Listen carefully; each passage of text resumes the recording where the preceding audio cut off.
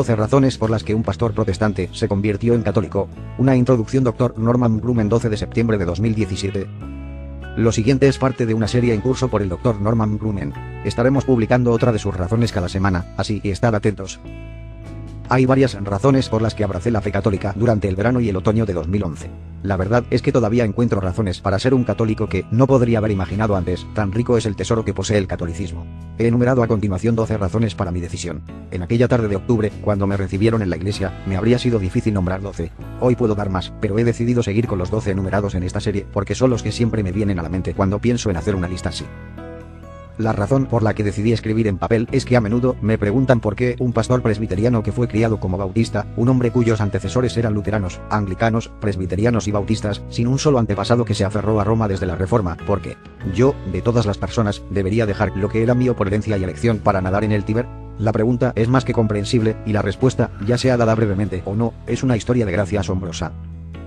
A petición de varios grupos, he hablado sobre el tema de lo que algunas personas llaman mi conversión. No estoy seguro de que conversión sea el término correcto, aunque entiendo por qué se usa, porque nunca hubo un momento en que no amara a Jesús y no encontrara consuelo en él. Dado que llegué a la madurez en la década de 1960, puede parecer un poco extraño que nunca me hayan desinteresado en las historias de la Biblia o en la iglesia y su música, las tres de las cuales, para mí, fueron criadas en el hueso. Cuando hice mi profesión de fe a los 12 años, mi padre era mi pastor, una relación que se recordaba con gratitud. Lo hice con temor porque entendí que entregarme a Jesús era vivir para él sin reservas, y temía que no lo hiciera. No seas capaz de hacer eso. Sabía que Jesús se merecía toda la vida y temía decepcionarlo. En el caso, después de ser recibido en la iglesia, recuerdo haber rezado con mi padre en una pequeña habitación detrás del santuario para que todos los que conocía tuvieran lo que estaba experimentando. Cuando miro hacia atrás a lo largo de las décadas de mi vida, me sorprende que nunca haya habido un momento en que tuviera el más mínimo interés en la vida aparte de la iglesia. Incluso cuando tenía 20 años, cuando vivía en Washington, París y El Cairo, buscaba una iglesia protestante todos los domingos para asistir, no fuera de servicio, sino porque quería estar allí. Quería cantar himnos familiares, escuchar tocar el órgano, escuchar un sermón, orar con otros fieles. La gente a veces pregunta si hay cosas sobre el protestantismo que echo de menos, y yo respondo que sí, las hay, especialmente en la adoración tradicional protestante. Extraño los himnos y canto congregacional. Algunos domingos los extraño terriblemente. Antes de entrar en las razones teológicas que me llevaron a Roma, quiero que el lector sepa que nunca hubiera tomado la decisión si no hubiera sido por la amabilidad de la providencia por la que me llevaron con delicadeza pero con firmeza a un nuevo hogar. La forma más sencilla en que puedo explicarlo es que el Padre me hizo una seña, tomado de la mano por Jesús y dado coraje por el Espíritu Santo. Sin embargo, fue un paso gigantesco para un pastor protestante, sobre todo porque nunca me consideré una persona valiente. Tengo un amigo que me dijo que le encantaba la preparación física y psicológica por la que pasó para ir a Vietnam. En 1969 hice la misma preparación y sentí que había descendido a Hades. Quiero ser claro. Para mí hacer algo contra mi crianza y mi profesión no fue el resultado de ninguna habilidad natural o la predilección de mi personalidad. Desprecio los malentendidos y odio a las personas decepcionantes, y eso es precisamente lo que ocurrió después de mi decisión de convertirme en católico, y hasta cierto punto nunca lo hubiera podido prever. Hasta que se corrió la voz de que me estaba volviendo católico, no me di cuenta de que los prejuicios contra el catolicismo eran tan profundos como en ciertos lugares, ni sabía que existía tanta ignorancia con respecto a la historia y los principios de la Iglesia católica. Debía aprender rápidamente. Varios conocidos se aseguraron de que se encontrara literatura anticatólica en mi buzón, correos electrónicos de direcciones ficticias me informaron de mi locura, y algunos amigos, a quienes realmente amaba, me cortaron por completo. Al transmitirle todo esto a un amigo en Tampa por teléfono, expresé mi consternación por la reacción. Ella respondió preguntando cuántas veces había enseñado las bienaventuranzas. Le dije, muchos. Ella preguntó de inmediato, ¿por qué, entonces, no te estás regocijando? Jesús dijo ser excesivamente, me alegro cuando las personas te maltratan y dicen falsas cosas contra ti por su causa. Norman, regocíjate.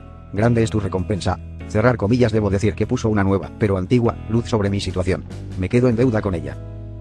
Lo que descubrí es que el Espíritu Santo da valor cuando se necesita valor y un hogar cuando más se necesita el hogar, y que se deleita en utilizar nuestros intereses y talentos, la totalidad de nuestro ADN biológico y metafísico, para llevarnos a la voluntad del Padre. Esa gracia particular me llegó cuando el Espíritu usó mi amor por la lectura y la historia y los viajes y la arquitectura y la música para atraer a la iglesia fundada por Cristo. Permanezco en un estado de asombro de que Él debería hacer tal cosa, que Él debe tomar cada parte de mi mente y espíritu y usar cada uno para empujarme lentamente a la iglesia católica, tan lentamente que no me di cuenta de lo que estaba sucediendo durante mucho tiempo. Cuando estaba en quinto grado, se pidió a los miembros de mi clase que escribieran una historia corta sobre cualquier tema de nuestra elección. Escribí un cuento, ambientado en la Edad Media, de una visita sorpresa por el Papa a un monasterio. Que un niño protestante en el sur profundo que solo conocía a 3 católicos que eligieran un tema así, me sorprende hasta el día de hoy. 12 razones por las que un pastor protestante se convirtió en católico. La primera razón. Lo siguiente es parte de una serie en curso por el Dr. Norman Grumman. Estaremos publicando otra de sus razones cada semana, así que estad atentos. Para la introducción de la serie, haga clic aquí. Soy católico porque creo en la presencia real de Jesús en la Eucaristía. Tomo literalmente las palabras de Cristo que se encuentran en el 6º capítulo del 4º Evangelio. Amén, amén, te digo, a menos que comas la carne del Hijo del Hombre y bebas su sangre, no tienes vida dentro de ti. El que come mi carne y bebe mi sangre tiene vida eterna, y yo lo resucitaré el último día, porque mi carne es verdadera comida, y mi sangre es verdadera bebida. Quien come mi carne y bebe mi sangre permanece en mí, y yo en él. Este es el pan que descendió del cielo. A diferencia de sus antepasados cerrar interrogación que comieron y murieron, el que come este pan vivirá para siempre. Juan 6. 53-56, 58.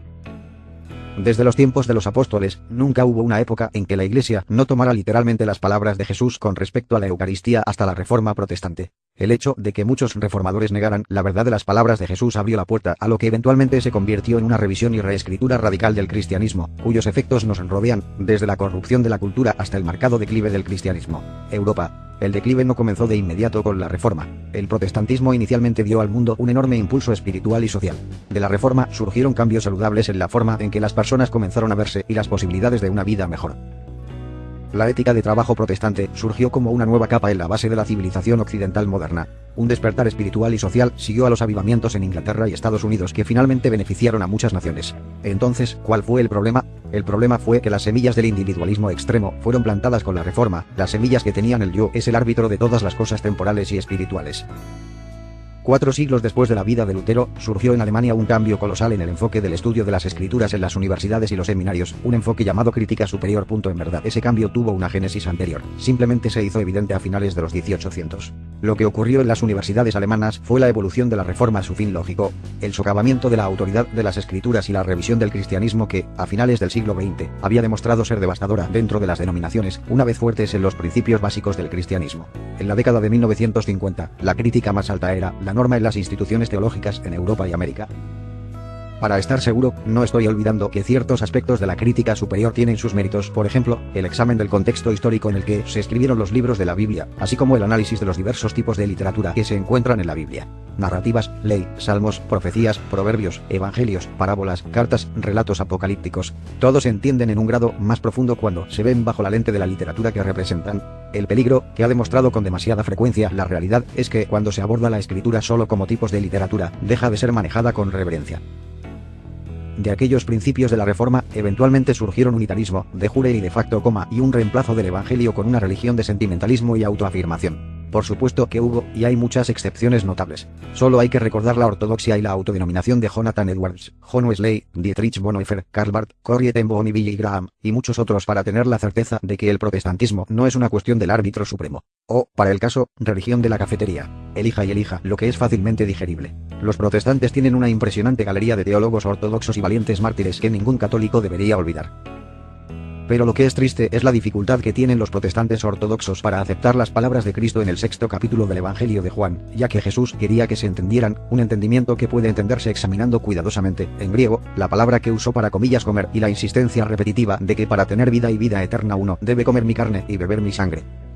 Por un lado, los protestantes ortodoxos creen que Dios es el creador de todo lo que se ve y no se ve, que Dios el Hijo se hizo carne, por María, en Jesús, que en la cruz el Dios encarnado se convirtió en la expiación de los pecados de la humanidad, que verdaderamente murió y fue sepultado y resucitó al tercer día, que Él ascendió al cielo, y que vendrá otra vez en gloria para juzgar a los vivos y a los muertos. Ellos creen todos estos asombrosos milagros y, sin embargo, la mayoría de los protestantes eligen no creer lo que Jesús dijo con respecto a la necesidad de recibir su carne y sangre.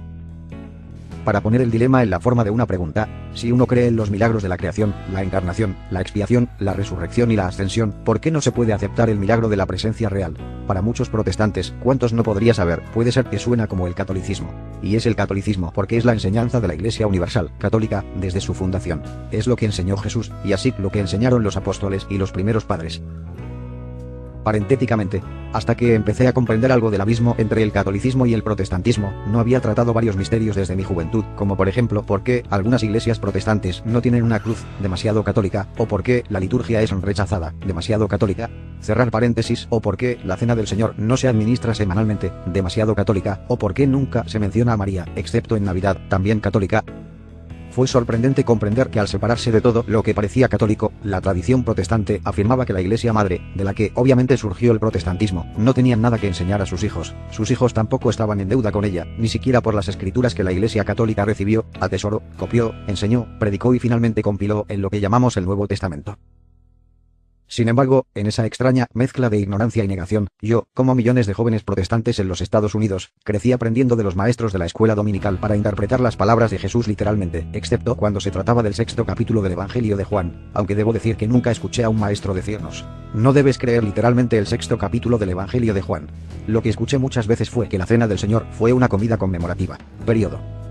Qué giro tan extraño fue que la instrucción que recibí hace tantos años sobre la infalibilidad de las Escrituras me llevó a aceptar lo que Jesús dijo sobre su cuerpo y sangre en la Eucaristía. Me recuerdan en este punto que soy indescriptiblemente afortunado de ser el hijo de padres que enseñaron a sus hijos que Jesús era la palabra hecha carne y que su encarnación de alguna manera misteriosa continúa cuando la palabra se recibe con mente y corazón y se pone en práctica, acción. Pero fue más bien por mi cuenta, sin olvidar el papel indispensable del Espíritu, que llegué a comprender que Jesús literalmente quiso decir lo que dijo, como se registra en el capítulo 6 de Juan. De la misma manera, me tomó muchos años comprender que Jesús literalmente quiso decir, como se registra en el capítulo 25 de Mateo, que está en verdad, de manera mística y completa, en los necesitados que reciben alimentos de manos caritativas cuando tienen hambre, agua cuando tienen sed, refugio cuando no tienen hogar, ropa al desnudo como ayuda cuando está enfermo, y compañía cuando está encarcelado. Estoy extraordinariamente agradecido por el viaje de fe que me llevó a aceptar las palabras de Jesús: quien come mi carne y bebe mi sangre tiene vida eterna. Recuerdo cuando esas palabras me impactaron con la fuerza del rayo. La transubstanciación, demasiado difícil de aceptar, entonces recordé: creación, encarnación, expiación, resurrección, ascensión. Nada ha estado más allá del poder del Dios triuno. No puedo dejar esta discusión de la Eucaristía sin reconocer que Dios me llevó a la Iglesia Católica porque sabía lo grande que sería mi necesidad de recibir a su Hijo a través de la comunión frecuente. En 2007, a mi esposa se le diagnosticó un inicio temprano de la enfermedad de Alzheimer. En 2011, cuando la enfermedad de mi esposa comenzó a acelerarse, mi madre comenzó a tener AIDS que llevaron a la demencia. La supervisión de su cuidado se convirtió en mi vocación.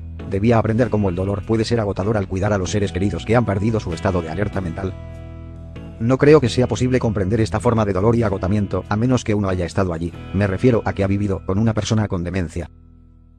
La falta de comprensión hacia un cuidador en duelo lo deja en una posición solitaria. La gente tiene buenas intenciones y hace lo que puede, pero, la mayoría de las veces, un cuidador es bastante independiente porque los amigos de uno tienen sus responsabilidades y no tienen tiempo para dedicarse a una persona que tiene un problema que puede ser arreglado. Entonces el cuidador aprende a no detenerse en una conversación sobre los desafíos en el hogar. Pero gracias, Señor, por esos pocos amigos cercanos y miembros de la familia que continúan siendo generosos al escuchar y dar su tiempo y amor. Lo que Dios me proporciona gentilmente, y todas las personas bendecidas de estar en la iglesia de su Hijo, es el regalo de Jesús en el Santísimo Sacramento. La riqueza de esta gracia está más allá de toda medida. Durante la misa recibo la palabra escrita, leída y proclamada, y la palabra encarnada en la Eucaristía. Estos son los dones del Padre y, por supuesto, Él previó que tan mal los necesitaría. A través de su asombrosa providencia, encontró un hogar para mi familia y para mí a 4 cuadras de la iglesia de San Ignacio cuando nos mudamos a Mobile, Alabama en 1999, aunque nos mudamos a Mobile para ser el pastor principal de una iglesia presbiteriana donde serví durante 12 años. Uno puede preguntarse cómo lidié con mis creencias cambiantes sobre la Eucaristía mientras servía como pastor presbiteriano. Durante la mayor parte de mis años como pastor, acepté la enseñanza reformada con respecto a la Cena del Señor, que era más que una comida conmemorativa, que Jesús estuvo literalmente presente en la mesa sirviendo como anfitrión, pero las personas que recibieron los elementos los recibieron sin que sucediera nada extraordinario al pan y al vino. Como pastor presbiteriano, oré para que cada persona que recibiera la comunión sintiera la presencia de Jesús de una manera notable, pero no en los elementos mismos. Pero, como ya he indicado, mi creencia no permaneció en esa esperanza particular. Durante varios años llegué a creer que había más que ofrecer y más que recibir. Al menos 2 años antes de mi renuncia y retiro, comencé a sentirme incómodo al presidir la mesa del Señor. La incomodidad vino con la conciencia de que lo que Cristo pretendía para los comulgantes era una gracia transformadora, algo más allá de lo que sostenía la doctrina reformada y más allá de lo que yo también estaba transmitiendo, al parecer, de acuerdo con esa doctrina. Un año antes de mi renuncia, prediqué un sermón sobre la seriedad necesaria para recibir la comunión correctamente. Luego, una mujer me dijo que nunca volvería a acercarse a la comunión con la casualidad que había traído anteriormente a la mesa. Ella y su esposo son hoy católicos. Mi punto es, el Señor nos prepara para aceptar sus regalos por lo que realmente son antes de darnos cuenta de lo mucho que los necesitamos. Él conoce perfectamente nuestras necesidades futuras y, por lo tanto, nos prepara con mucho cariño para recibir de Él gracias excepcionales cuando está herido por la vida. Mis circunstancias actuales son lo suficientemente desafiantes como para recibir a Jesús en la Eucaristía. No puedo imaginar lo mal que soportaría mi suerte si no fuera por la Eucaristía. 12 razones por las que un pastor protestante se convirtió en católico, la segunda razón. Lo siguiente es parte de una serie en curso por el Dr. Norman Grumman. Estaremos publicando otra de sus razones cada semana, así que estar atentos. Leer cuotas anteriores. Introducción, primer motivo. Soy católico porque la historia revela a través de las escrituras, la tradición, los padres y los concilios ecuménicos que hay una iglesia santa, católica y apostólica, la iglesia que Jesucristo fundó, en la cual descendió el Espíritu Santo y que Cristo encargó que fuera su voz y presencia. Ignorar la historia de la Iglesia de Cristo es pasar por alto su identidad completa. Al igual que muchos millones de otros protestantes, me criaron como si no ocurriera nada significativo en la Iglesia de Jesucristo entre la era del Nuevo Testamento y la Reforma del siglo XVI, es decir, eso fue positivo y culturalmente transformador. En otras palabras, 1500 años en blanco virtual. Pero de hecho, en ese espacio en blanco, la Iglesia Santa, Católica y Apostólica combatió la herejía tras la herejía, al principio del gnosticismo, más tarde, la herejía viril del arrianismo, por nombrar solo dos.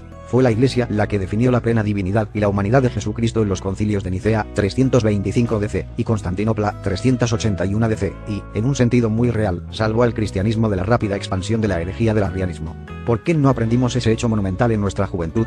¿Por qué hicimos falta una escuela de posgrado y un seminario para que muchos de nosotros descubriéramos el inmenso significado de esos consejos?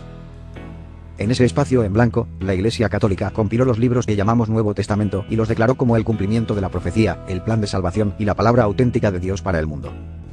En ese espacio en blanco, la Iglesia Católica envió misioneros en todas direcciones predicando y enseñando el Evangelio, estableciendo escuelas, hospitales y orfanatos donde quiera que iban. En ese espacio en blanco, la Iglesia Católica conservó las historias y la literatura antigua de Grecia y el cercano Oriente principalmente a través de la tediosa copia de manuscritos frágiles de los monjes, y así salvó y reveló el pasado sobre el cual se construye el presente.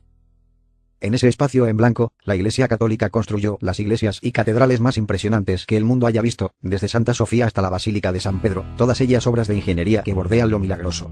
Con sus gloriosas vidrieras de colores, recuerde las catedrales de Chartres, Notre Dame de París y York, se destacan como expresiones artísticas de fe que inspiran incluso al turista más cansado a admirar la fe, el ingenio y la perseverancia de aquellos cristianos católicos que dieron su mejor para la mayor gloria de Dios. Para que no olvidemos, existe un fenómeno conocido como evangelismo arquitectónico. No reemplaza la predicación del Evangelio ni las obras del Evangelio, sino que atestigua majestuosamente la fe cristiana de los constructores, la fe que apunta a la Trinidad y expresa en esculturas y vitrales las obras de la Trinidad. En ese espacio, los católicos pintaron y esculpieron obras maestras que son los tesoros de la Iglesia, pero tesoros que el mundo entero reconoce como milagros de genio y talento. Giotto, Rafael, Tiziano, Miguel Ángel, Da Vinci, por nombrar solo unos pocos obvios. En ese espacio en blanco, los compositores católicos escribieron la música sacra más sublime que los cristianos hayan escuchado, y que, después de muchos siglos, continúan siendo una expresión profunda de fe de aquellos que tocan y cantan y escuchan esos cantos e himnos antiguos. Soy católico porque la Iglesia conservó los elementos más antiguos que se encuentran en el culto cristiano y continúa presentándolos todos los días en la liturgia de la misa. No importa dónde esté uno en cualquier domingo, si hay una iglesia católica, uno encontrará la liturgia, por el cual nuestros antepasados cerrar interrogación espirituales adoraron hace casi 2000 años. Como en la iglesia primitiva, así se desarrolla hoy la misa, desde su reunión en el nombre del Dios triuno, hasta la confesión del pecado, la lectura de las Escrituras, Antiguo y Nuevo Testamento, la exposición de las Escrituras, las oraciones de la gente, la consagración de los elementos sagrados, el servicio a la comunión, a la oración final, a la bendición y al despido, el envío de la gente, de donde se deriva la palabra misa. En la adoración católica se encuentra que cada misa proclama el plan de Dios para la salvación de la humanidad. En el centro de ese gracioso plan, que la liturgia revela claramente, se encuentra Jesús el Mesías, cuyo nacimiento, ministerio, muerte y resurrección forman el Evangelio que ninguna misa descuida.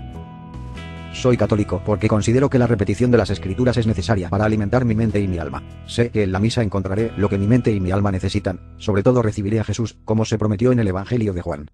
Al recibirlo, se me recuerda física y espiritualmente que en él vivo, me muevo y tengo mi ser. Soy católico porque me repelen el culto centrado en el hombre, centrado en el predicador, centrado en el entretenimiento, centrado en el confort, que refleja la cultura. Voy a misa mientras un hombre hambriento se tambalea para encontrar comida. Busco a Jesús, el pan de la vida. Busco el ministerio de la palabra escrita y el poder del Espíritu Santo. Busco la seguridad de que mi Padre Celestial está esperando para abrazarme. No quiero nada que sea lindo o esponjoso o superficial o entretenido o teatral del hombre o la mujer en el púlpito.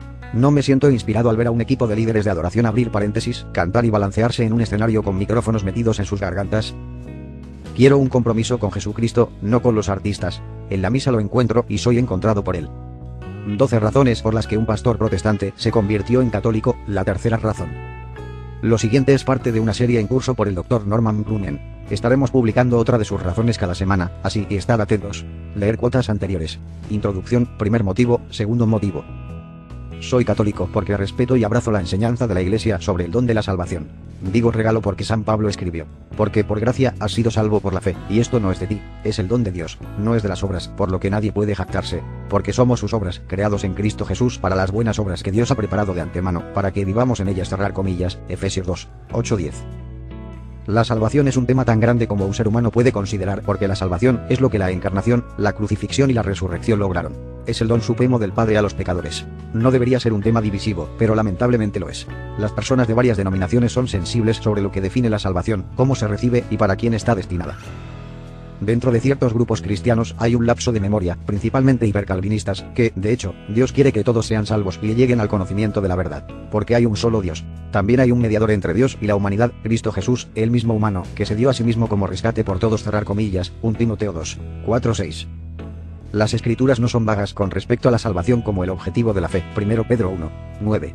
La escritura dice, y la Iglesia enseña, que todos han pecado y están privados de la gloria de Dios. Ahora están justificados libremente por su gracia mediante la redención en Cristo Jesús, a quien Dios estableció como expiación, por medio de la fe, por su sangre, para probar su justicia. Cerrar comillas, Romanos 3, 23-25.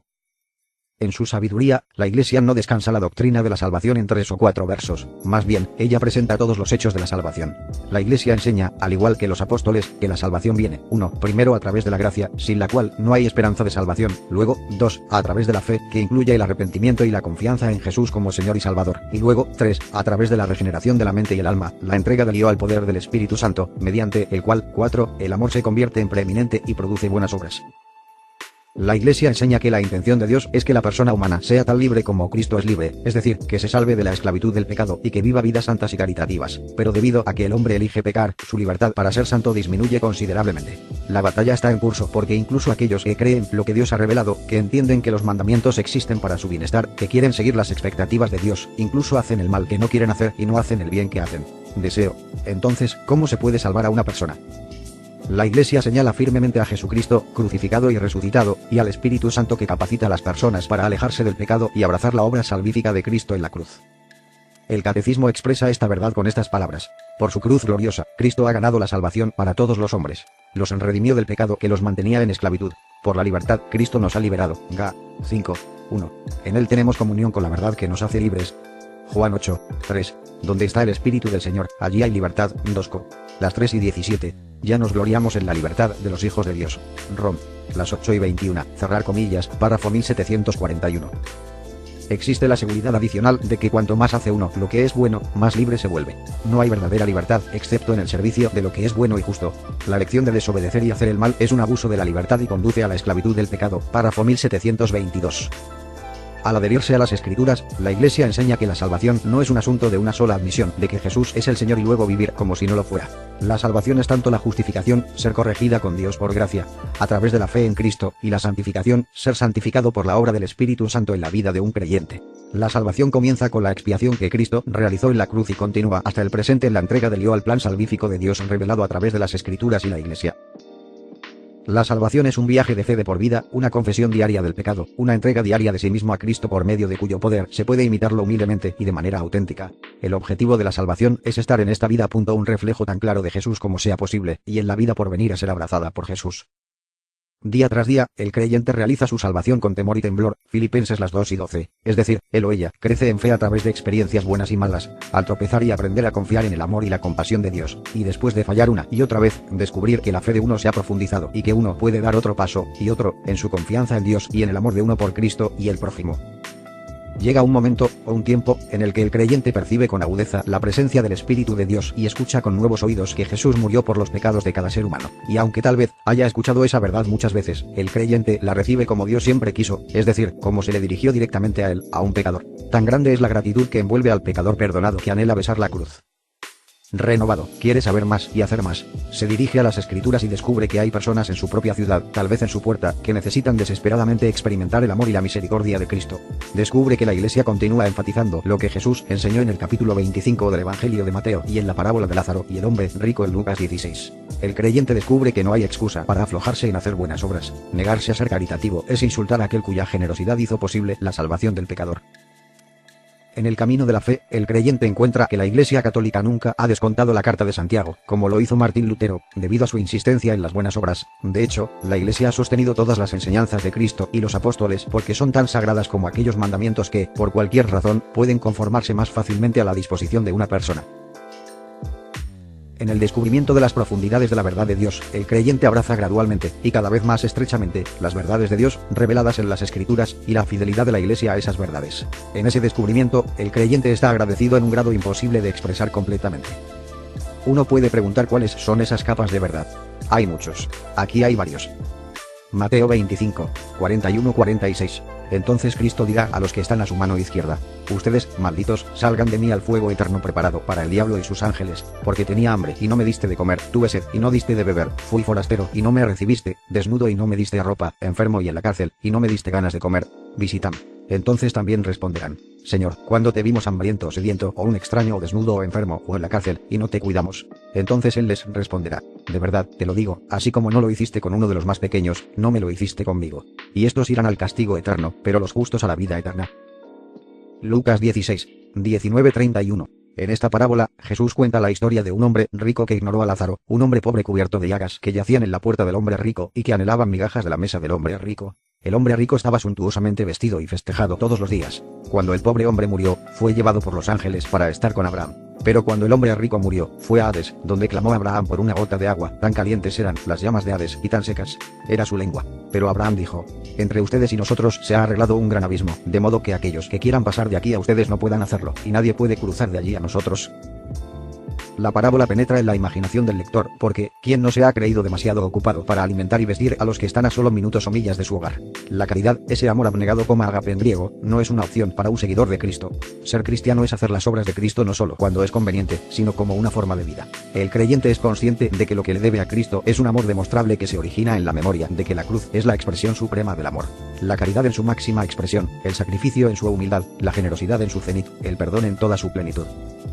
Las Escrituras revelan que la caridad es la virtud del lugar más alto. Ahora permanezcan la fe, la esperanza, la caridad, estos tres, pero el más grande de estos es la caridad, cerrar comillas, 1 Corintios 13:13. Y Dios es amor, y los que permanecen en el amor permanecen en Dios, y Dios permanece en ellos. 1 Juan 4:16. Santiago 2, 14-18, 20-24, 26. ¿De qué sirven, hermanos y hermanas, si dicen que tienen fe pero no tienen obras? ¿Puede la fe salvarte? Si un hermano o hermana está desnudo y carece de comida diaria, y uno de ustedes les dice: id en paz, mantente abrigado y come hasta saciarte, y sin embargo, no satisface sus necesidades corporales, ¿de qué sirve eso? Así que la fe por sí misma, si no tiene obras, está muerta. Pero alguien preguntará: tú tienes fe y yo tengo obras. Muéstrame tu fe aparte de tus obras, y yo te mostraré mi fe mediante mis obras. ¿Quieres que te muestren, persona sin sentido, que la fe aparte de las obras es estéril? ¿No fue nuestro antepasado Abraham justificado por las obras cuando ofreció a su hijo Isaac en el altar? Usted ve que la fe estaba activa junto con sus obras, y la fe fue completada por las obras. Así se cumplió la escritura que dice: Abraham creyó a Dios, y le fue contado por justicia, y fue llamado amigo de Dios. Ves que una persona está justificada por las obras y no solo por la fe, porque así como el cuerpo sin espíritu está muerto, la fe sin obras también está muerta. Esta enseñanza es problemática para aquellos que desean construir una teología de la salvación en una sola confesión de fe de una sola vez. El catolicismo es inflexible en cuanto a la necesidad de la confesión, y nunca se olvida de las palabras de Jesús registradas en Mateo 10, 32-33. Quien quiera que me reconozca ante los hombres, lo reconoceré ante mi Padre Celestial. Quien me niegue ante los hombres, también lo negaré ante mi Padre que está en los cielos. La Iglesia considera la necesidad de la confesión como una verdad entre todas las verdades de Dios que, cuando se toman todas juntas, forman un mosaico de incomparable belleza y brillantez. El mosaico de salvación. El cristiano católico descubrió hace mucho tiempo que aislar las Escrituras es un trabajo peligroso. Es muy frecuente que los protestantes se comprometan a defender cierta teología. En su sabiduría, la Iglesia toma toda la verdad en las Escrituras y no la evita. Si confiesas con tus labios que Jesús es el Señor y crees en tu corazón que Dios lo resucitó de entre los muertos, serás salvo. Romanos 10, 9. La Iglesia coloca cada verdad junto a la otra de las verdades de Dios. Los que comen mi carne y beben mi sangre permanecen en mí y yo en ellos. Juan 6:56, y el mosaico comienza a tomar forma. ¿No sabéis que todos los que hemos sido bautizados en Cristo Jesús, fuimos bautizados cerrar interrogación en su muerte? Por tanto, fuimos enterrados con él por bautismo en la muerte, para que, como Cristo resucitó de entre los muertos por la gloria del Padre, nosotros también pudiéramos caminar en la novedad de la vida. Romanos 6, 3-4. El que crea y se bautiza será salvo.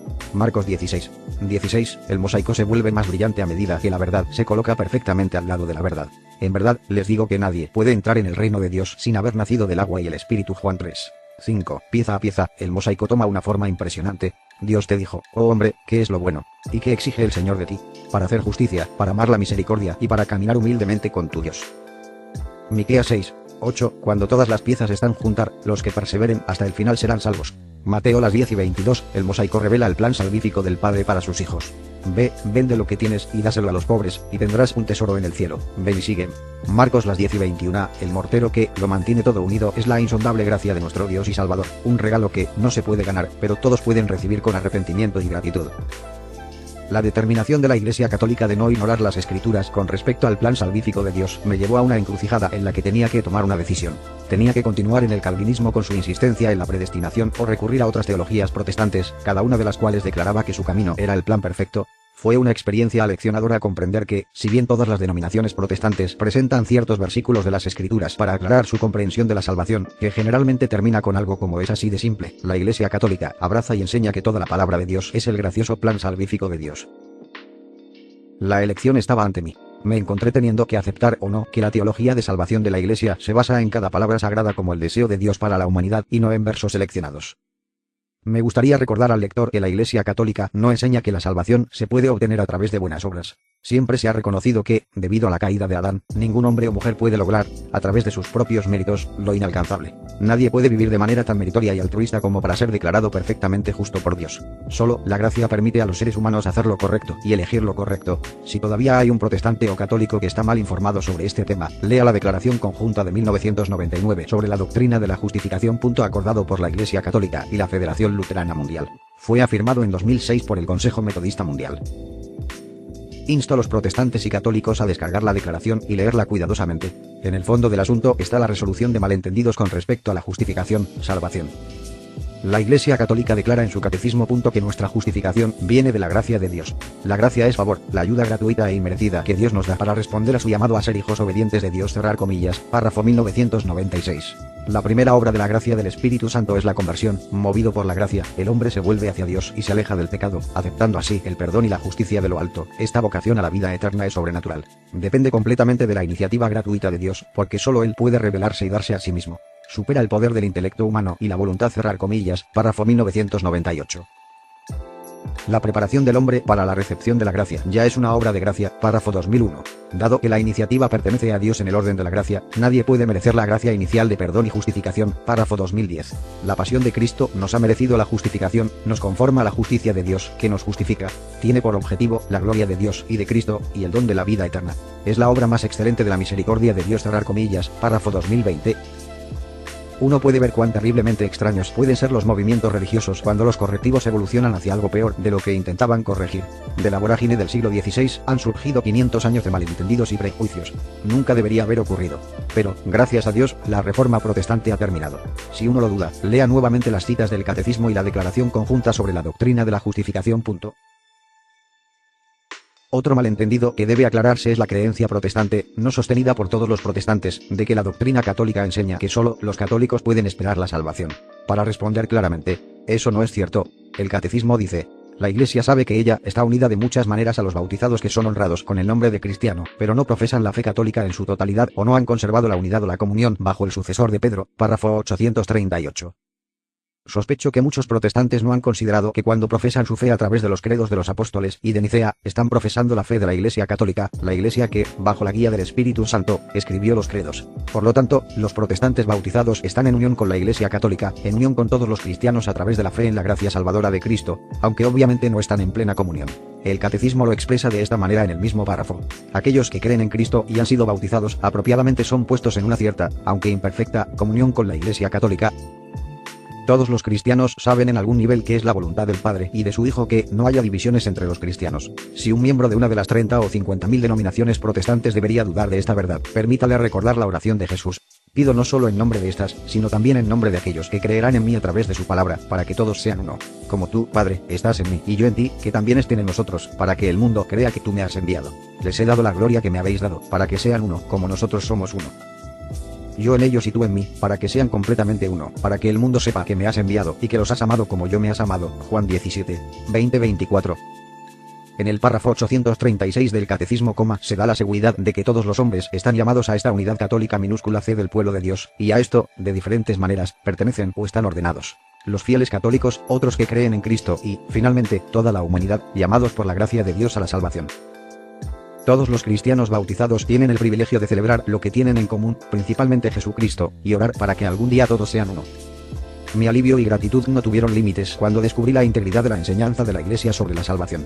Cuán completa, rica e inclusiva de todas las escrituras descansa la doctrina, y cuán grande es su énfasis en la gracia preveniente de Dios. 12 razones por las que un pastor protestante se convirtió en católico. La cuarta razón. Lo siguiente es parte de una serie en curso por el Dr. Norman Brunen. Estaremos publicando otra de sus razones cada semana, así que estad atentos. Lea las entregas anteriores. Introducción, primer motivo, segundo motivo, tercer motivo. Soy católico porque creo en la comunión de los santos. Por lo tanto, ya que estamos rodeados por una nube tan grande de testigos, dejemos de lado cada peso y el pecado que se aferra tan estrechamente, y corramos con perseverancia a la raza que se nos presenta, mirando a Jesús, el autor y terminador de nuestra fe. Cerrar comillas, Hebreos 12, 1-2. La santa seguridad que tenemos es que los santos en el cielo y en la tierra que nos aman nos están alentando, orando por nosotros, mientras atravesamos las pruebas de la vida. Quieren para nosotros lo que es bueno, santo y vivificante, por eso oran por nosotros. ¿Y quiénes son los santos? Son los hombres y mujeres que conocen y aman al Señor, que se deleitan en Él y en sus mandamientos, y que han encontrado una vida abundante en Él. Son los hijos de Dios, cuyos corazones están llenos de caridad, amor agape. Están en la tierra y en el cielo. Como lo expresa el himno de los niños. Amaban a su Señor tan querido, y el amor de Dios los hizo fuertes, y siguieron a la derecha, por el amor de Jesús, toda su buena vida larga. Y uno era un soldado, y otro era un sacerdote, y otro fue asesinado por una fiera bestia salvaje. Y no hay ninguna razón, ni la más mínima, porque yo tampoco debería ser uno. Otro himno, para todos los santos, nos da esta descripción de los santos y nuestra relación con ellos. Tú eras su roca, su fortaleza y su fuerza. Tú, Señor, su capitán en la lucha bien peleada. Tú, en la oscuridad, su única luz verdadera. Aleluya. Aleluya. Oh comunión, comunión divina. Luchamos débilmente, ellos brillan en gloria. Sin embargo, todos son uno en ti, pues todos son tuyos. Aleluya. Aleluya. Los santos son los miembros de la Iglesia, los que están aquí y los que están con el Señor. Con respecto a las oraciones a los santos en el cielo, los protestantes han preguntado, ¿por qué los católicos rezan a los muertos? La pregunta tiene mucho sentido si uno cree que los muertos en el Señor están en un estado inconsciente, pero los católicos no creen eso. Los muertos en el Señor están más vivos que nunca. Sí, sus cuerpos están muertos, pero su esencia, su alma, se perfecciona. En el día de la resurrección, cuando Cristo regrese, nuestros nuevos cuerpos se unirán con nuestras almas. Recuerde, la fusión de cuerpo y alma, tal como la vieron quienes observaron al Jesús resucitado, fue tan deslumbrante que lo hizo casi irreconocible. Sin embargo, ese futuro la gloria de ninguna manera disminuye la gloria que los santos en el cielo disfrutan hoy. Para nuestro gran alivio, su memoria no se atenúa al mirar el rostro de Jesús, todo lo contrario, recuerdan las luchas que son nuestras y le piden a Jesús que haga por nosotros lo que no podemos hacer por nosotros mismos. Nunca debemos dudar en pedir a los santos en el cielo que oren por nosotros. Pedimos a nuestros vecinos, familiares y amigos que nos recuerden en oración, y por una buena razón. ¿Por qué entonces no les pediríamos a los que están en la presencia visible de Jesús que hagan lo mismo? ¿Por qué no le pediríamos a su madre que llevara nuestras peticiones a su hijo? ¿O preguntar a San Francisco? ¿O Padre Pío? ¿O Santa Teresa, la pequeña flor? Si uno cree el credo, que de hecho hay una comunión de santos, ¿por qué no emplearía plenamente la comunión con aquellos que están viendo a Jesús ahora? A nivel personal, tengo un ejemplo de esa comunión que me es inexpresable. No es un ejemplo como el que acabo de mencionar, preguntar a los grandes santos a quienes virtualmente todos reconocen como intercesores. Más bien, es un ejemplo de aquellos santos que se encuentran en esa gran nube de testigos de la que escribió el autor de Hebreos. Hace algunos años encontré una breve nota escrita por mi padre. Puede haber estado unido a algo que él me dio. No recuerdo, pero el mensaje implica que fue. En su mano, dice, para Norman, con amor infinito y eterno, papá. Durante los años que tuve un estudio, un verdadero estudio, además de una oficina, mantuve ese mensaje lleno de amor grabado a la pared frente a mi escritorio. La nota de mi padre sigue siendo un ejemplo tierno pero profundo de la comunión de los santos, por lo cual estoy agradecido. 12 razones por las que un pastor protestante se convirtió en católico. La quinta razón. Lo siguiente es parte de una serie en curso por el Dr. Norman Brunen. Estaremos publicando otra de sus razones cada semana, así que estad atentos. Lea las entregas anteriores. Introducción, primera razón, segunda razón, tercera razón, cuarta razón. Soy católica porque después de décadas de ignorar a la Madre de nuestro Señor, llegué a comprender por qué es amada por cientos de millones de católicos. Todo protestante sabe que la Iglesia Católica tiene una profunda devoción a la Santísima Madre, pero sigue siendo un punto de confusión por parte de los protestantes en cuanto a por qué la Madre de nuestro Señor es venerada. La Iglesia nunca ha condonado la adoración a María. La confusión está cubierta por una serie de malentendidos acerca de la comunión de los santos y la preeminencia de María debido a su papel único en la historia de la salvación. El malentendido se ha exacerbado por la hostilidad hacia María entre ciertos grupos porque representa para ellos todo el problema del catolicismo. El problema es por qué recibe la atención que ella recibe, por qué es adorada, por qué se le solicita tan a menudo como ella y por qué se la encuentra a menudo en la iconografía de la Iglesia. Por otro lado, desconcierta a los católicos porque los protestantes encuentran a María tan problemática dado su papel singular en el plan salvífico de Dios para el mundo, un papel que no es difícil de comprender para ser humano. Jesús necesitaba una madre humana, pero siempre inspirador. Recordemos la discusión anterior sobre la comunión de los santos. Los que están en el cielo están cara a cara con Jesús, por lo tanto, ¿por qué no les pedimos que intercedan por nosotros? Creo que la respuesta ha sido bastante clara. Entonces, pasemos específicamente a la persona de María, la santa preeminente. María es venerada porque es la Madre de Dios. Los cristianos creen que Jesús es la segunda persona de la Trinidad o no serían cristianos. Ellos creen que Jesús es Dios encarnado. Y creen que tuvo una madre terrenal de la que recibió su humanidad. Por lo tanto, María es la Madre de Dios. No Madre de Dios Padre o Dios Espíritu Santo, sino Madre de Dios Hijo, Jesucristo. La encarnación de la segunda persona de la Trinidad es una piedra angular de la fe cristiana, ya que de no ser por la encarnación, Dios tomando la forma de un ser humano, no habría habido expiación en la cruz por la remisión del pecado. Según el gracioso plan del Padre, se requería un cordero inmaculado para expiar los pecados de la humanidad, y ese cordero perfecto era, por elección del Padre, a su propio Hijo. Ningún animal ordinario o un simple ser humano que, siendo un pecador, podría ser el inmaculado cordero de la expiación. Solo Dios el Hijo pudo cumplir el requisito divino. Pero, por supuesto, Cristo también tenía que ser completamente humano para morir de verdad para que la expiación fuera completa. Ahora comenzamos a comprender el papel único de la Santísima Madre. Fue ella quien fue elegida por el Padre para dar a Cristo su humanidad. Fue María quien fue elegida para llevar al Cordero de Dios en su vientre, amamantar al Dios Hijo, bañarlo, prepararle las comidas, enseñarle a caminar, consolarlo y darle lo que todo niño y joven necesita, el amor y la sabiduría de una madre. La responsabilidad de María fue la más grande dada a cualquier ser humano en la historia. Ella no era solo una vasija o un canal de nacimiento por el cual Cristo vino al mundo. Ella fue el ser humano que le dio a Jesucristo la humanidad necesaria para que él cumpliera su propósito expiatorio. Como madre del Redentor, fue acusada de ser la mejor madre en la historia de la humanidad e incluso antes de su nacimiento, el Espíritu Santo, literalmente, su esposa, la preparó para ser precisamente eso. La madre de las madres, la segunda Eva, el Mesías maestro, su primer y perfecto discípulo, y finalmente, ser nuestro intercesor. Me recuerdan con qué frecuencia oigo qué tal y cuál es un intercesor real, lo que significa que él o ella tiene el don de la oración intercesora. Qué maravilloso. Pero, ¿por qué las mismas personas no hablan de María como el comillas intercesor real cerrar interrogación ella, que amamantó al niño Dios, que lo incitó a realizar su primer milagro en Cana, que estaba con él en la cruz y lo encontró resucitado en esa primera Pascua? ¿Por qué no es ella la intercesora a la que todo cristiano querría acudir? Bueno, a través de los siglos muchos millones lo han hecho. ¿Por qué no lo hacen todos los cristianos? Es un misterio.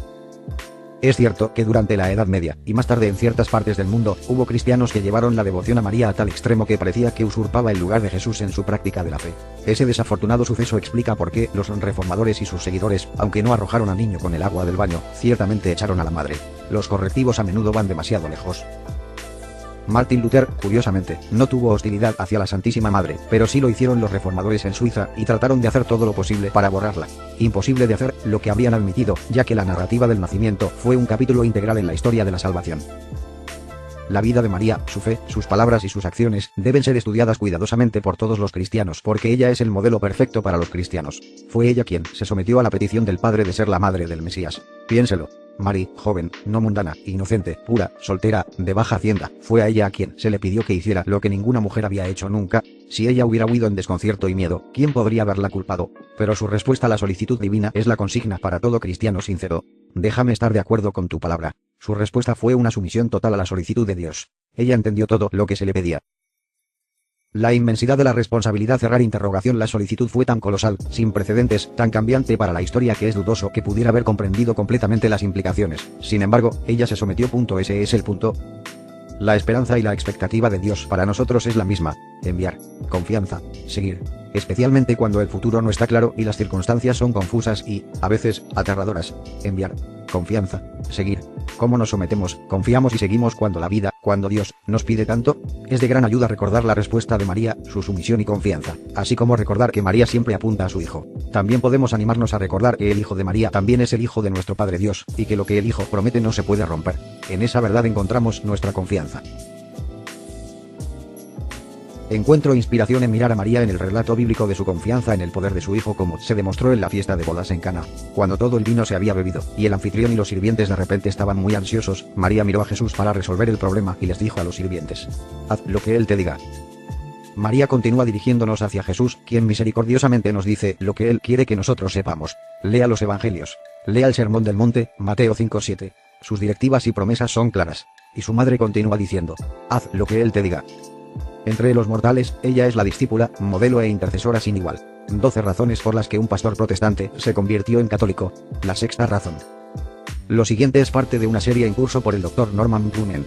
Estaremos publicando otra de sus razones cada semana, así que estad atentos. Lea las entregas anteriores. Introducción, primera razón, segunda razón, tercera razón, cuarta razón, quinta razón. Soy católico porque las verdades de Dios están protegidas por el magisterio de la Iglesia. En la Iglesia católica, las verdades de Dios no están listas para que un voto sea diluido o descartado, para acomodar las costumbres cambiantes de la cultura. La verdad es lo que la Iglesia recibió, preserva, enseña y proclama. La verdad es lo que Dios el Padre le dio primero a Israel y al mundo entero a través de la ley natural. La verdad fue dada con suprema generosidad a través del Hijo de Dios. La verdad es Jesús, cuya vida, enseñanzas, muerte y resurrección cumplieron la ley y le dieron a la humanidad la seguridad de que somos amados incondicionalmente. Jesús dijo: yo soy el camino, la verdad y la vida. El magisterio salvaguarda la seguridad de que si uno busca seriamente el camino al Padre, respondiendo libremente a su gracia preveniente, entonces el Espíritu Santo llevará al buscador a Jesús, a su Iglesia y a los sacramentos. En el abrazo de la Iglesia, el buscador aprende a vivir como Jesús dijo que viviera. Amar sin reservas, perdonar plenamente, orar por los enemigos de uno, para dar a los que piden, para ayudar al extraño en necesidad, y encontrar a nuestro Salvador en los más pobres de los pobres, los más enfermos de los enfermos, los hambrientos y los desamparados, y en el prisionero. Cristo encarga al magisterio, compuesto por los obispos de la Iglesia, que proteja y proclame estas verdades. Lo ha hecho durante casi 2000 años.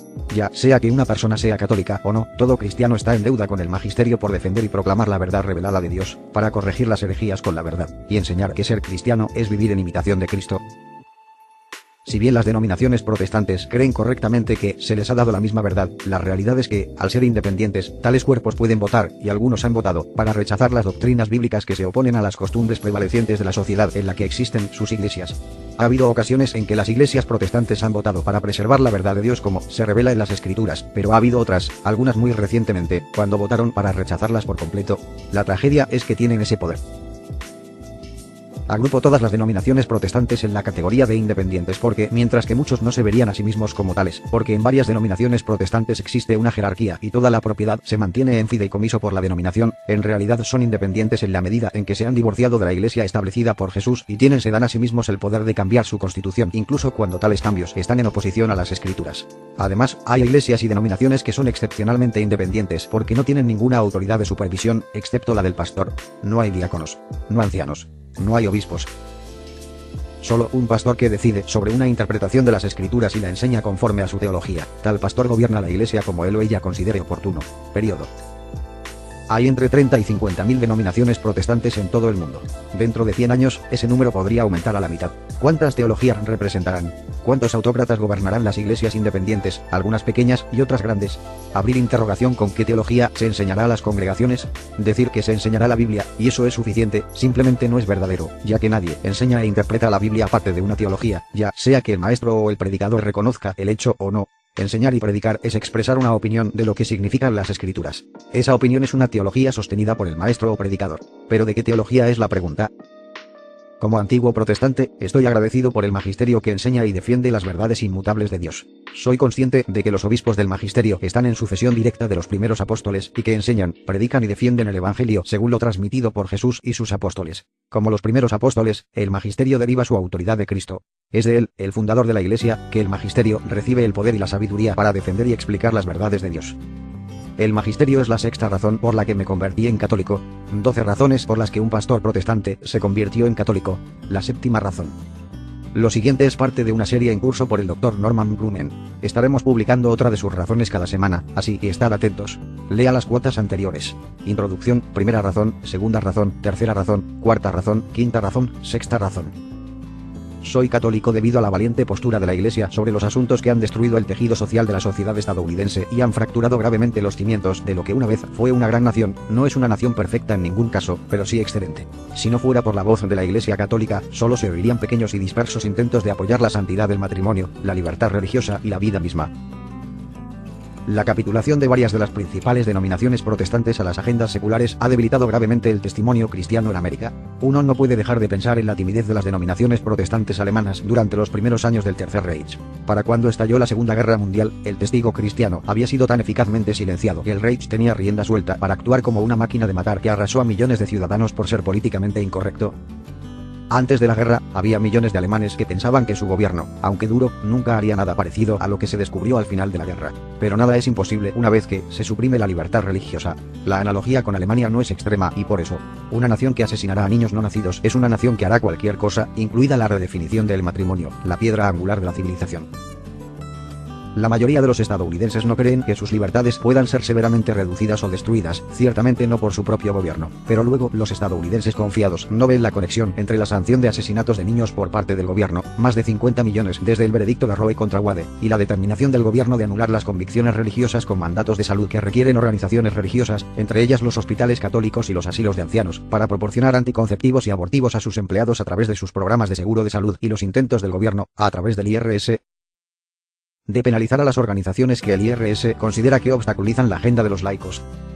La Iglesia Católica es el objetivo del veneno del liberalismo, porque la Iglesia Católica es inquebrantable en su defensa de lo que es verdadero, justo y que realza la vida. El hecho de que las industrias de los medios de comunicación y el entretenimiento desprecian a la Iglesia Católica dice mucho sobre lo que temen las fuerzas seculares.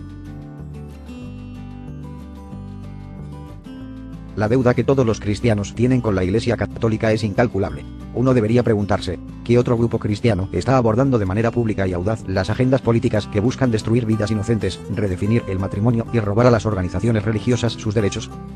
El éxito de la izquierda secular es asombroso, pero no podría haber ocurrido si los cristianos no hubieran sido intimidados en una pasividad silenciosa. Gracias a Dios la Iglesia Católica no está callada. Gracias a Dios, la Iglesia Católica es inquebrantable en su defensa de las verdades de Dios, esas verdades reveladas para que los seres humanos puedan tener vida y vida plenamente. La Iglesia continúa presionando la verdad de que Dios no nos dejó sin carta ni compás, que Él nos ha dado todas las direcciones, mandamientos y enseñanzas que necesitamos para vivir vidas santas mediante las cuales somos llevados a los pobres, sin hogar y con hambre, a quienes debemos mostrar amor y compasión y ser mentores y maestros. Nuestro Señor nos ha mostrado, y la Iglesia nos enseña, que la única vida que vale la pena vivir es una de sacrificio por el prójimo, no una vida en la que se aprueba la matanza de bebés. Cristo y su Iglesia enseñan que debemos salir del camino para expresar amor a nuestro prójimo, incluso para cuidar a los enfermos o heridos que yacen a un lado de la carretera al igual que el buen samaritano. Nuestra caridad debe expresarse con ternura y compasión, pero también con audacia y valentía, lo que puede traer consecuencias no deseadas de un gobierno hostil. Pero la Iglesia Católica siempre ha enseñado que la fidelidad a Dios puede significar arriesgar la vida, tal como lo hicieron y lo están haciendo los primeros mártires en el Medio Oriente y en toda África y Asia, donde los musulmanes militantes están decididos a eliminar el testimonio cristiano. Soy católico porque admiro y quiero emular la determinación de la Iglesia de hacer lo correcto sin importar el costo, como hizo el padre Maximilian Kolbe en Auschwitz, donde dio su vida como sustituto de un prisionero elegido para ejecución por inanición. No podía permanecer en una denominación protestante que no estaba dispuesta a permanecer fiel a las expectativas de Dios cuando sus expectativas no estaban de acuerdo con las opiniones seculares.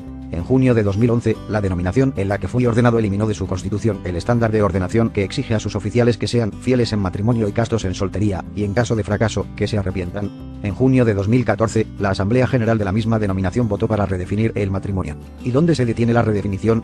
Una vez redefinida, ¿por qué no se legaliza la poligamia o el matrimonio entre tíos y sobrinas, tías y sobrinos? O entre hermanos? Una vez que se acepta la redefinición del matrimonio, no sigue habiendo lógica que requeriría cualquier tipo de límite.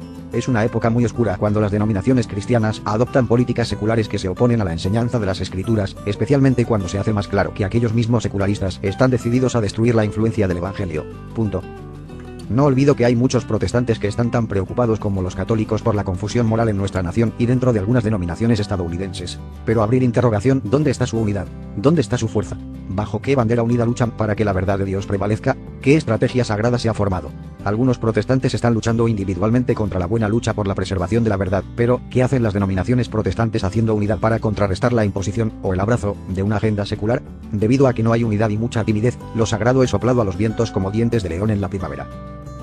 La Iglesia Católica ha sabido desde el primer siglo lo que debe ser perseguido, pero también sabe lo que es perseverar en la enseñanza de la verdad y en hacer lo correcto sin importar los riesgos, y así avanza, anticipando el consuelo de escuchar al Padre decir: bien, mi buen y fiel servidor. 12 razones por las que un pastor protestante se convirtió en católico. La octava razón.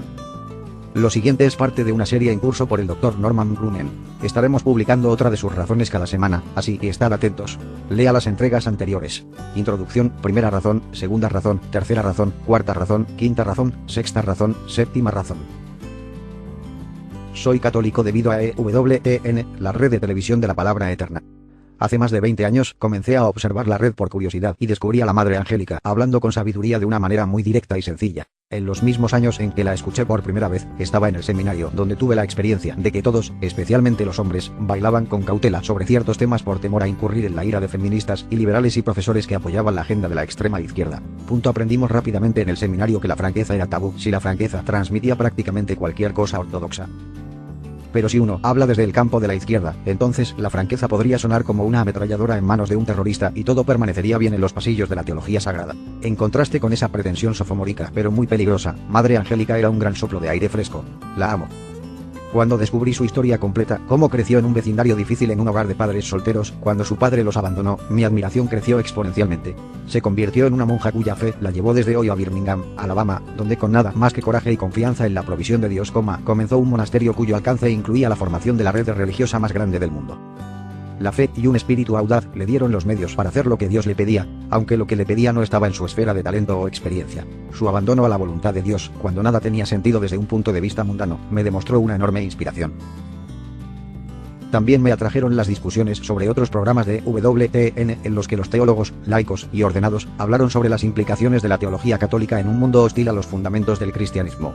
Su fe y vigor intelectual contrastaban con la agenda confusa de los liberales protestantes que rechazaban como arcaicas las enseñanzas bíblicas que consideraban inconvenientes. Por cualquier razón, todavía no han relacionado la herejía y la fe anémica con el desmoronamiento de sus denominaciones. Después de varios años de ver a EWTN, se presentó un nuevo programa los lunes por la noche, The Journey con Marcus Glody, un ex pastor presbiteriano, como anfitrión. El formato era simple, pero fascinante. Semana tras semana, entrevistó a los protestantes que estaban haciendo el viaje de regreso a la Iglesia Católica. A veces sus invitados eran antiguos ateos o agnósticos, a veces los católicos que habían abandonado su iglesia, pero que, por gracia, encontraron el camino de regreso a la iglesia. Me encantó escuchar historias de cómo Dios usó circunstancias inesperadas para atraer a la gente a su iglesia. Poco sabía que llegaría el momento en que aparecería como invitado en The Journey. La maravilla de todo. Pero de toda la programación, fue la misa diaria la que capturó todo mi ser. Escuché atentamente para detectar afirmaciones que pudieran perturbarme. Presté mucha atención a las homilías que, con el tiempo, esperaban que se apagaran, pero lo que escuché fue la pureza del Evangelio, tanto en la liturgia como en la exposición de las Escrituras. Quería que fuera de otra manera, pero Dios quería que viera y escuchara la liturgia como lo habían experimentado los primeros cristianos. Llegó el momento en que no podía negar la realidad de lo que Jesús dijo y lo que estaba viendo en la televisión. Tampoco puedo negar que la Iglesia Católica estaba siendo fiel a Cristo y a sus enseñanzas.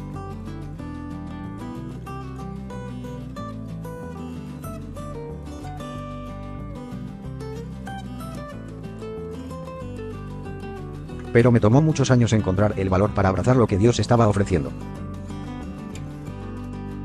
EWTN fue un paso importante para convertirme en católico. 12 razones por las que un pastor protestante se convirtió en católico, la novena razón. Lo siguiente es parte de una serie en curso por el Dr. Norman Grumman. Estaremos publicando otra de sus razones cada semana, así que estad atentos. Lea las cuotas anteriores. Introducción, primera razón, segunda razón, tercera razón, cuarta razón, quinta razón, sexta razón, séptima razón, octava razón.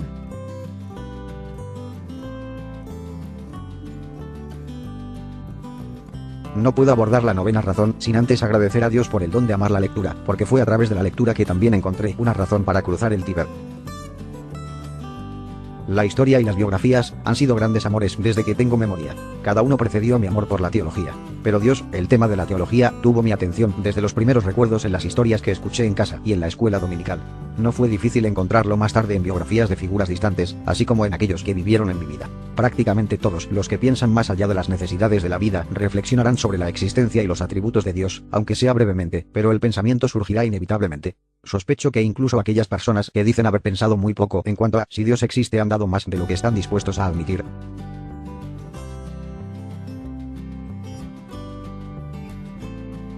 Oh, Norman, ¿cómo lo sabrías cerrar? Lo sé, porque Dios creó a cada ser humano para sí mismo, y para que cada persona a quien le ha dado un anhelo que solo Él puede satisfacer. Dejando de lado brevemente la historia y las biografías, la primera novela donde encontré a Dios detrás del guión fue La guerra y la paz de Tolstói. Tolstói no era católico, era ortodoxo ruso, pero la ortodoxia estaba tan alejada como el catolicismo de mi experiencia como niño. Sin embargo, la ortodoxia fue, para mí, más que un primo del catolicismo, tal vez un primo doble. Tenía 15 años cuando leí por primera vez Guerra y Paz. No pensé en ese momento que la intención del autor era escribir un libro centrado en Dios y su iglesia, pero era obvio que los personajes de Tolstói estaban comprometidos con Dios en las complejidades de sus vidas.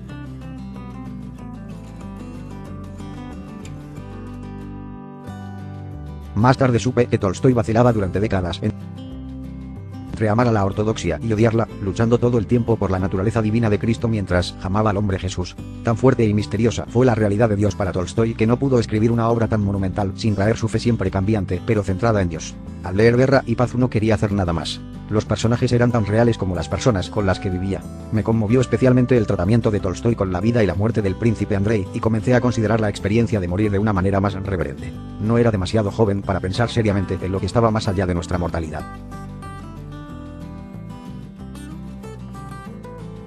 La novela también encendió una llama de amor por Rusia que nunca se ha atenuado. Recientemente he comenzado a leer la novela por tercera vez. Una segunda novela que llevó a Dios a la vanguardia fue Bridesear Revisited por Evelyn Waugh, una convertida al catolicismo. Tenía 32 años cuando me sumergí en su obra bellamente escrita. Página por página me encontré cada vez más intrigado por el dominio que el catolicismo tenía en cada miembro de la familia Marchmain hasta el final de la historia, cuando Lord Marchmain, que había vivido fuera de la iglesia, hizo su confesión final y silenciosa al firmar con la cruz. Habiendo presenciado ese largo acto de fe orado por, pero inesperado, la hija de Lord Marchmain, Julia, quien había vivido fuera de los límites de la iglesia, descubrió que no podía aceptar la propuesta del hombre que amaba, Charles Reader, porque era un no creyente. No puedo excluirme de su misericordia. Eso es lo que significaría comenzar una vida contigo, sin él, para establecer un rival bueno para Dios. La esperanza de Julia era hacer expiación al rechazar una propuesta que traería satisfacción en algunas áreas de su vida, pero en las partes más profundas de su alma eventualmente traería desesperación. Recuerdo que me fascinó la descripción de la madre de Julia sobre la belleza del catolicismo, una idea que nunca me había pasado por la cabeza, aunque durante mucho tiempo había admirado el genio de los arquitectos, pintores y escultores católicos. Yo había juzgado sus obras majestuosas como una expresión de fe, y correctamente, pero hasta que leí las palabras de Lady Marchmain nunca había considerado que el catolicismo, una idea que nunca había pasado por mi mente, aunque había admirado durante mucho tiempo el genio de los arquitectos, pintores y escultores católicos. Yo había juzgado sus obras majestuosas como una expresión de fe, y correctamente, pero hasta que leí las palabras de Lady Marchmain nunca había considerado que el catolicismo, una idea que nunca había pasado por mi mente, aunque había admirado durante mucho tiempo el genio de los arquitectos, pintores y escultores católicos.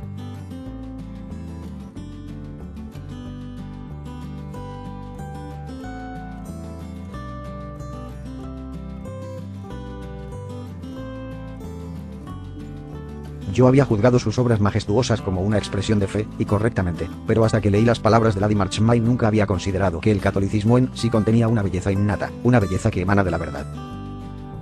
Además de la Biblia, el libro con la mayor influencia en mi pensamiento sigue siendo La imitación de Cristo de Thomas A. con acento grave Kempis.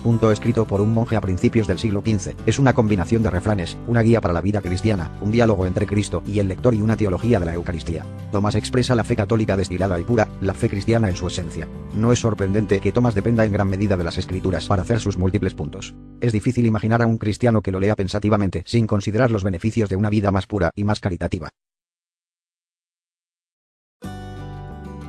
A continuación hay una lista de libros que han profundizado mi comprensión de la voluntad y los propósitos de Dios. Los Padres de la Iglesia. Edición combinada de los Padres de la Iglesia griega y la Iglesia latina. Hans van Campenhausen. Las enseñanzas de los Padres de la Iglesia. John R. Willis, S.J. La historia eclesiástica de Eusebio. Historia eclesiástica. Venerable Bede. Confesiones San Agustín, editado por Tom Hill.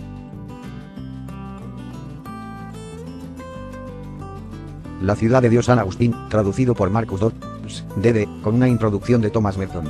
Los Padres Apostólicos, traducido por J. Abel Foot y J. R. Armes.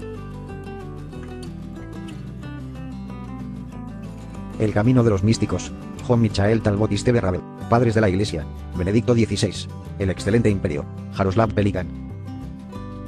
La historia de la teología cristiana, 20 siglos de tradición y reforma, Roger E. Olson. Siempre estoy contigo. Un estudio de la historia y el significado de la devoción personal a Jesucristo, Padre Benedicto Groeschel. Historia de la Iglesia Católica, James Hitchcock. Triunfo. El poder y la gloria de la Iglesia Católica, una historia de 2,000 años. H.W. Crocker III, Cristianismo Católico, Peter J. Kreft, La Misa de los Primeros Cristianos, Mike Aquilina. La fe de nuestros padres. ¿Por qué los primeros cristianos todavía importan y siempre lo harán? Mike Aquilina, Formadores de la Ortodoxia Cristiana, editado por B. G. Gren, Ortodoxia, G. K. Chesterton. El Hombre Eterno, G. K. Chesterton, Santo Tomás de Aquino, G. K. Chesterton, Cristo, la vida del alma, Beata Columba Marmion, Tomás de Aquino, Escritos seleccionados, editado por Ralph Finarni. Summa Theologiae, Tomás de Aquino, El camino de la perfección, Santa Teresa de Ávila, Castillo Interior, Santa Teresa de Ávila, El progreso de un alma, Kathleen Medwick.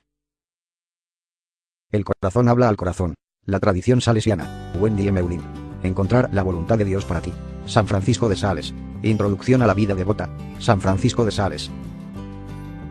Santa Teresa de Jesús y otros ensayos, E. Allison Beers, Santo Renuente, y a la vida de Francisco de Asís, Donald Spoto, Francisco de Asís, Los años errantes, Antony Mocler.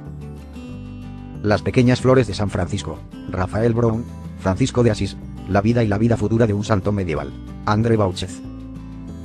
Estuvimos con San Francisco, según lo dicho por sus primeros compañeros, Edison y Porciúncula, y a la vida de San Francisco de Asís, Nesta de Robeck, el santo y el sultán, Paul Moisés.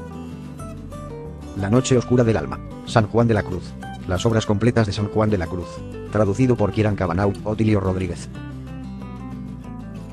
Juan de la Cruz, Doctor de la Luz y del Amor, Kieran Cabanau, Revelaciones del Amor Divino, Julián de Norwich, La práctica de la presencia de Dios, Hermano Laudense. Los pasos de la humildad, Bernard, Abad de Clairvaux, traducido por George de Burch. Experimentando las profundidades de Jesucristo, Jeanne Guyon, Thomas More, Richard Marias. Apología pro vita sua, John Henry Cardinal Neumann y sus contemporáneos, Edward Short, Neumann a los conversos, Stanley L. Hackett, John Henry Neumann, y Anker, El diálogo, Catarina de Siena. Los ejercicios espirituales de San Ignacio, traducido por Antoni Motola, El diario de Santa María Faustina Kowalska, Marian Press, La vida de Faustina Kowalska, Hermana Sofía Michalento. La historia de un alma, Santa Teresa de Lisieux, traducida por John Clarke, OCD, completa la doctrina espiritual de Santa Teresa de Lisieux, Francois Hamart. Padre Pío, hombre de esperanza, Renzo Allegri, Padre Pío en investigación, Francesco Castelli, Padre Pío, el estigmatista, Charles Mortimer Carty. Madre Teresa, una biografía autorizada, Catherine Spink, Madre Teresa de Calcuta, un retrato personal, Leo Masburg, El fuego secreto de la Madre Teresa, Joseph Langford. Come B. Millet, Los escritos privados del Santo de Calcuta, editado con comentarios por Brian Kolodierchuk, M.C., Transformación en Cristo, Dietrich von Hildebrand. Cruzando el umbral de la esperanza, San Juan Pablo II. Levántate, déjanos estar en nuestro camino, San Juan Pablo II. Teología del cuerpo, San Juan Pablo II. El hombre y la mujer los creó, San Juan Pablo II. En el principio, una comprensión católica de la historia de la creación y la caída, Benedicto XVI. Preguntas y respuestas, Benedicto XVI. Guardado en la esperanza, Benedicto XVI. San Pablo Apóstol, Benedicto XVI. Jesús de Nazaret, Benedicto XVI. Santos hombres y mujeres, Benedicto XVI. Sin raíces, Occidente, el relativismo, el cristianismo, el islam, Benedicto XVI. La verdad y la tolerancia, Benedicto XVI. Papa Francisco, su vida en sus propias palabras, conversaciones con Jorge Bergoglio, Francesca Ambrogetti y Sergio Rubin, Papa Francisco, Mateo Ebunson. Papa Francisco en sus propias palabras, editado por Julius Schweitert Collazo y Lisa Rogac, El nombre de Dios es misericordia, Papa Francisco. El Merton íntimo, su vida a partir de sus diarios, Thomas Merton. Ningún hombre es una isla, Thomas Merton. La montaña de 7 pisos, Thomas Merton. La sabiduría del desierto, Thomas Merton. En ser católico, Thomas Howard. La noche está muy lejos, un tesoro de Thomas Howard, seleccionado por Vivian W. Dudro. Mi vida con los santos, James Martin, S.J. El camino de los místicos, John Michael Talbot. Jesús y las raíces judías de la Eucaristía, Brand Pitre. El coraje de ser católico, George Weigel. El catolicismo evangélico, reforma profunda en la Iglesia del siglo XXI, George Weigel. Una defensa bíblica del catolicismo, Dave Armstrong. La vida que ahorre puede ser la suya, una peregrinación estadounidense, Paul Elie. El deber del deleite, Dorothy Day, sus diarios, Misterios de la oración de Jesús, Norris J. Chumley. A la izquierda para contar, Inmaculada Eli Bajice, La lista anterior es simplemente un comienzo. Hay cientos de otros que cualquier estudiante de teología e historia podría recomendar. La mayor influencia en mí por mucho ha sido la Biblia. Primero, la versión King James, que siempre estaré agradecida, fue la Biblia de la que me pedí en mi infancia que memorizara ciertos pasajes y salmos.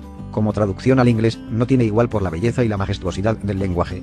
Otras traducciones de influencia han sido New American Standard Bible, New Revised Standard Version, aunque su lucha por usar un lenguaje inclusivo a menudo es torpe e innecesaria, y New American Bible. Si bien se puede ganar mucho a través del extenso estudio de la teología y la historia, nada se compara con el estudio de la palabra de Dios. Es la fuente de la cual brota la teología y la brújula que ha guiado la toma de decisiones durante milenios. Hasta el final de los tiempos, la Biblia dará forma al pensamiento y las acciones de cientos de millones de personas. 12 razones por las que un pastor protestante se convirtió en católico, la 10ª razón. Lo siguiente es parte de una serie en curso por el Dr. Norman Broomen. Estaremos publicando otra de sus razones cada semana, así que estad atentos. Leer las entregas anteriores. Introducción, primera razón, segunda razón, tercera razón, cuarta razón, quinta razón, sexta razón, séptima razón, octava razón, novena razón. Soy católico por el testimonio de los católicos, especialmente el de San Agustín, San Francisco de Asís, Santo Tomás Moro, Beato Juan Enrique Neumann, San Maximiliano Kolbe, San Padre Pío, Santa Teresa de Calcuta, San Juan Pablo II, Benedicto XVI y Madre Angélica. Hay otros, pero estos han tenido la influencia más fuerte en mí. A la persona que entregaron sus vidas a Cristo y vivieron con valentía para Él y su Iglesia. Fueron fieles, y el que aún vive es fiel al propósito que se les dio, a pesar de, por los cálculos humanos, la imposibilidad de su tarea o su sufrimiento extremo, o, para Tomás More y Maximilian Kolbe, la certeza de la ejecución. Necesitamos ejemplos de cristianos perseverantes porque cada persona vacila y tropieza. ¿Quién de nosotros no experimenta temporadas de sequedad espiritual y tiempos de enfermedad, confusión y dolor durante los cuales cuestionamos la preocupación de Dios? ¿Quién no sabe qué es ser tratado injustamente, aunque solo sea en asuntos pequeños, aunque para algunos cristianos en asuntos de tremenda importancia? Nada podría ser más natural y necesario que los cristianos en apuros que miran a los cristianos, pasados cerrar interrogación y presentes, que han pasado por pruebas de todo tipo. Es por eso que podemos agradecer a Dios por rodearnos con una gran cantidad de testigos. Nadie sabe cuántas personas han encontrado esperanza y consuelo en Augustine's Confessions y The City of God. Ese Agustín, uno de los más grandes teólogos de todos los tiempos, luchó contra la carnalidad y se abrió camino a tientas a través de un mar de confusión y mundanalidad que debería surgir como uno de los grandes santos que ofrece esperanza a cada creyente. Su visión de una vida centrada en Cristo le da al lector la convicción de que dicha vida, con sus recompensas espirituales, puede ser propia. Francisco de Asís capturó mi imaginación hace mucho tiempo para que pueda recordar el año. Sigo viendo en él a un hombre dispuesto a abandonar las atracciones de una vida cómoda para seguir a Cristo sin piedad y con humildad. Su reacción a la indignación de su padre y al disgusto de su ciudad natal no fue de ira, sino de alabanza a Dios y la determinación de seguir a Jesús en la pobreza más severa. ¿Quién recuerda el nombre del padre de Francisco? Casi nadie. Pero Francisco es venerado en todos los continentes por su sencillez, coraje y amor por Dios y la belleza de la creación de Dios. Estaba casado con el Evangelio. Su inquebrantable propósito era proclamar el Evangelio con palabras y hechos, y lo hizo hasta que no quedó nada para dar. Gastó su vida, literalmente, se lo regaló a un amigo y a un extraño, para que todos los que conociera supieran que el amor de Cristo es incondicional. Apenas puedo pensar en Francisco sin querer llorar o bailar o salir corriendo a las calles a cantar y gritar el amor de Cristo.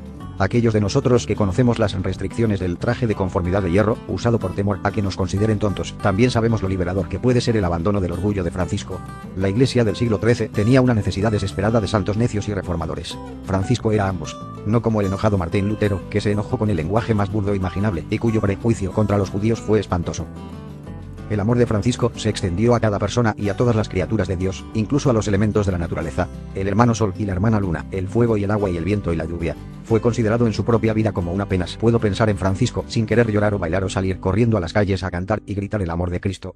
Aquellos de nosotros que conocemos las restricciones del traje de conformidad de hierro, usado por temor a que nos consideren tontos, también sabemos lo liberador que puede ser el abandono del orgullo de Francisco.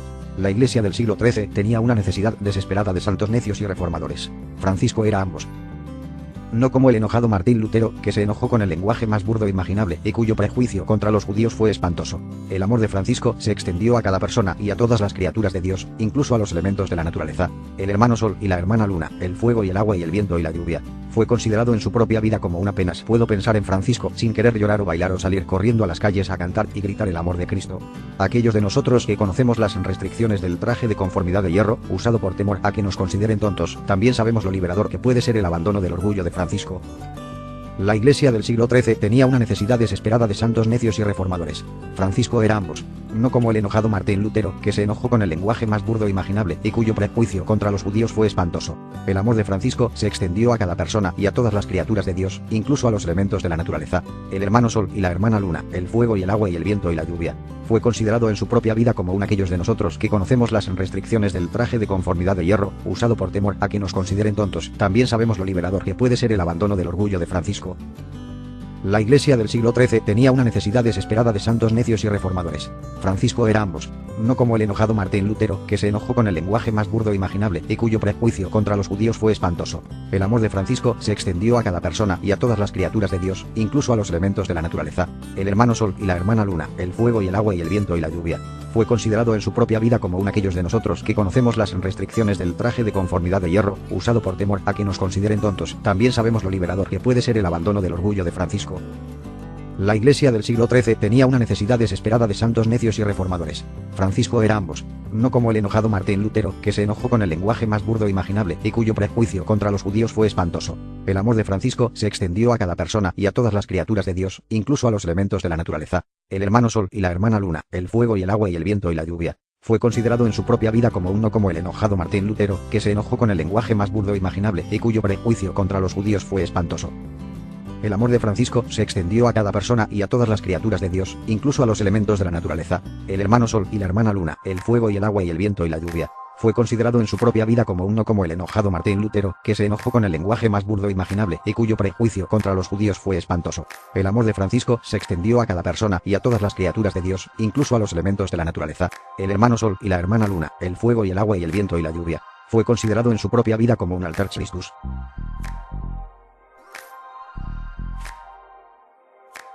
La caridad, la sencillez, la humildad y el coraje fueron sus prendas espirituales que embellecieron sus ropas ásperas y destrozadas. He amado a Francisco por muchos años.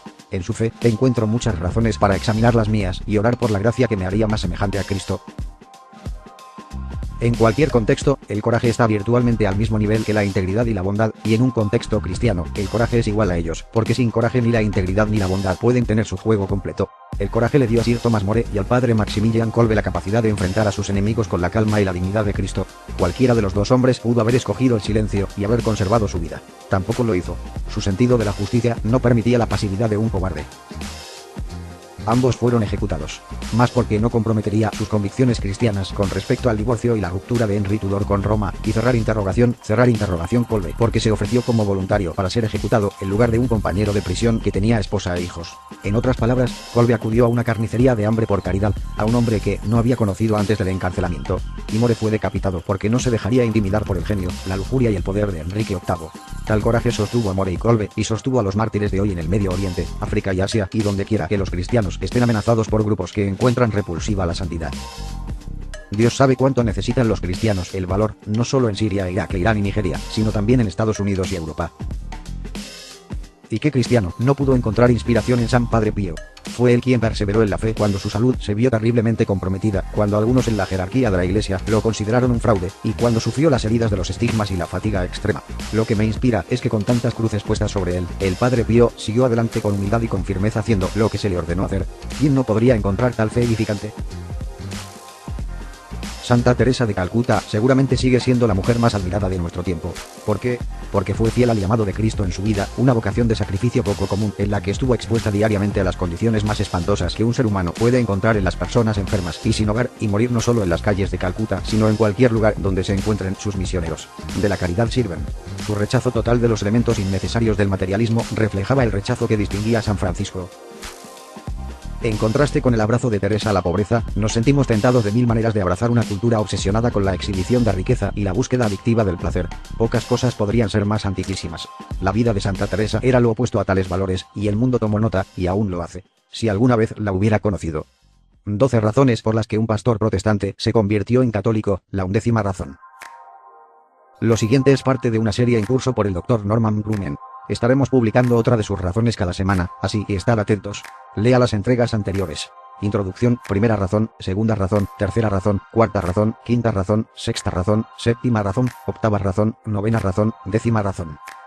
Soy católico por la vida y testimonio de amigos católicos. Durante 12 años trabajé con 3 mujeres católicas, Sally Conella, Ginny Thompson y Nena Smith, que formaban parte del personal de la iglesia donde servía como pastor. Su fe se expresó con gracia y paciencia. Fueron indefectiblemente alentadores y serviciales.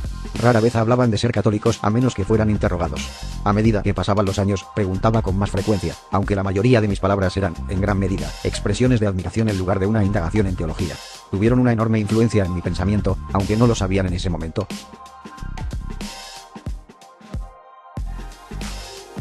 A través de un estudio bíblico ecuménico en Mobile, conocí a muchos hombres católicos que se hicieron amigos de mí con una sinceridad muy diferente a la de los protestantes sospechosos que intentaron saber dónde estaba en el espectro liberal moderado conservador. De la izquierda a la derecha, los colegas protestantes y los extraños levantaron sus antenas para determinar qué etiqueta ponerme.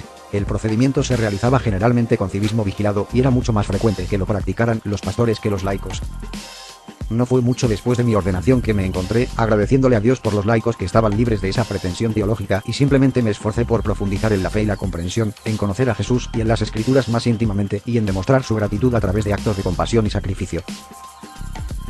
A medida que el cambio en mi denominación hacia el rechazo de la ortodoxia se convirtió en una amenaza creciente, descubrí que las políticas denominacionales eran inevitables, desagradables y tristes.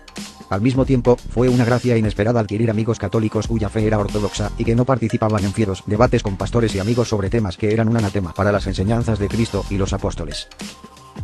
Otro tema en conjunto es la singularidad que uno encuentra, al menos un pastor encuentra, entre las denominaciones protestantes, como si la competencia fuera simplemente un hecho dentro de ese mundo. Esa discusión es para otro momento, y su realidad no niega la paz y el amor que también existen entre muchos pastores protestantes de buena voluntad y diferentes denominaciones. Pero solo Dios sabe con qué frecuencia oía a un protestante denigrar a otra denominación protestante debido a las diferencias. Pronto noté que mis nuevos amigos católicos tenían una piedad que admiraba, una piedad de la que dudo que supieran.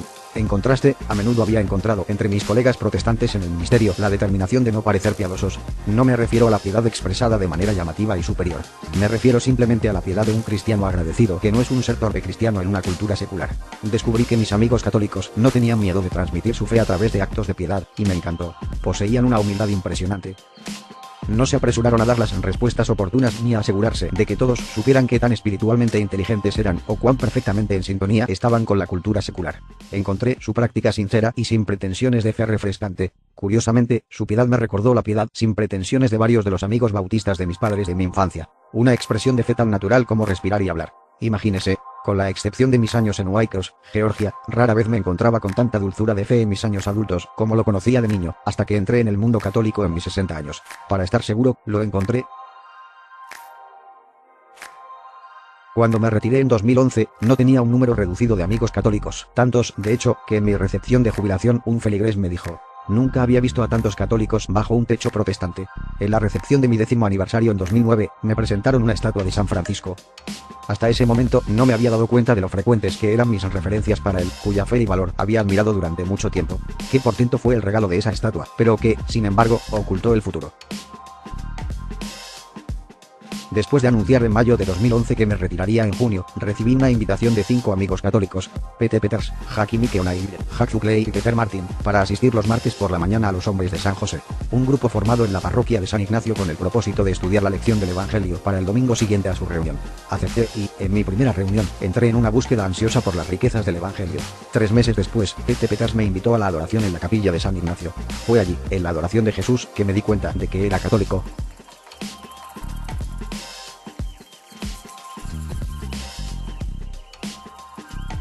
Inmediatamente después le dije al pastor de San Ignacio, el padre Brice Elves, un amigo mío durante varios años, que yo era católico. Necesitamos hablar, fue su respuesta.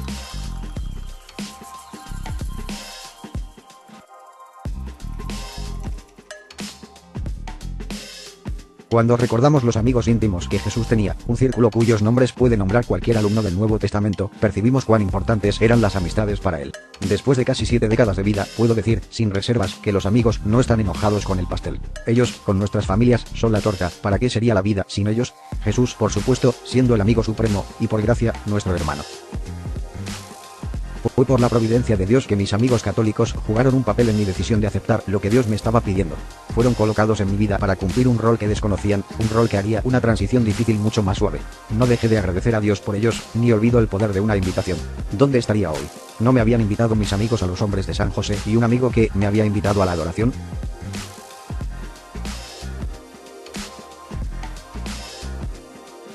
12 razones por las que un pastor protestante se convirtió en católico. La 12ª razón.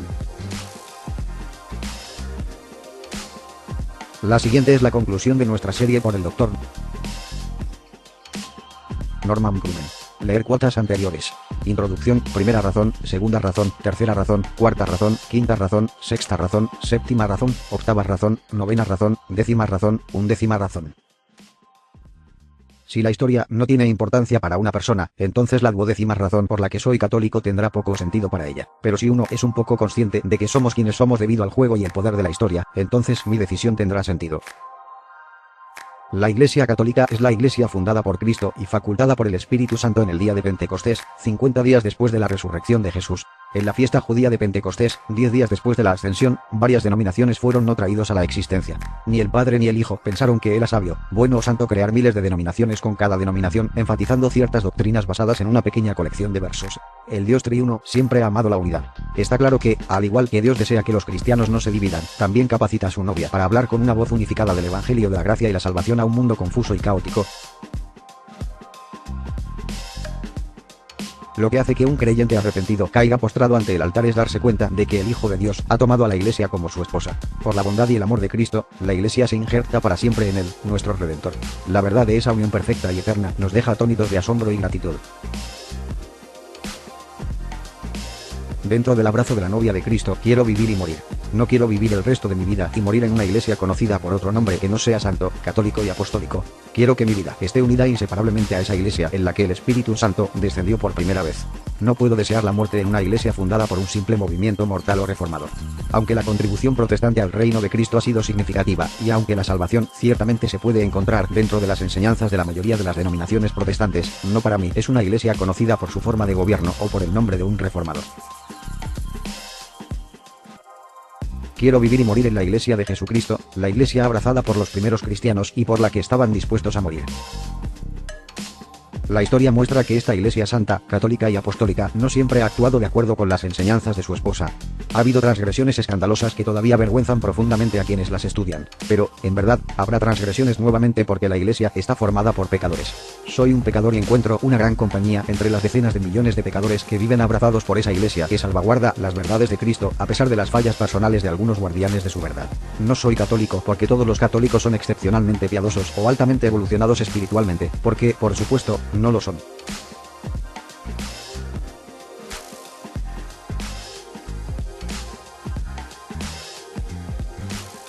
Soy católico en parte por el testimonio y la valentía de los católicos desde la fundación de la Iglesia. Soy católico en parte debido a la deuda que tengo con aquellos católicos que lucharon contra la herejía tras la herejía en los primeros siglos del cristianismo y que aclararon las enseñanzas de los apóstoles con la formulación de los credos de los apóstoles y de Nicea. Soy católico en parte debido a la deuda que tengo con aquellos católicos que escucharon al Espíritu Santo y compilaron el Nuevo Testamento.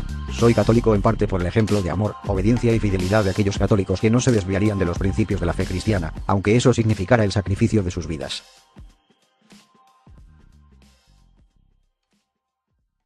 Soy católica en parte porque la Iglesia Católica está casi sola al tener el valor de enfrentar una cultura hostil al Evangelio de Cristo. Soy católica en parte porque su historia, a pesar de los tiempos en que sus fallas fueron evidentes, sigue siendo una ciudadela de la verdad y la justicia y una voz de consuelo para millones de seres humanos sin número.